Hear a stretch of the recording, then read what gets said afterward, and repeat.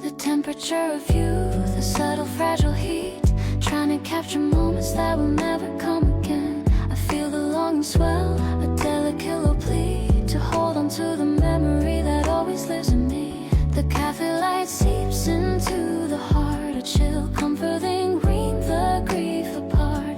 The subtle high rhythm keeps a gentle soft time, reflecting the rhythm of a long lost prime. The looping sympath sings a pure refracted tune beneath the pale translucent glow of the late afternoon. The emotional depth is clear, warm and very deep, a faithful promise that the memory I will keep.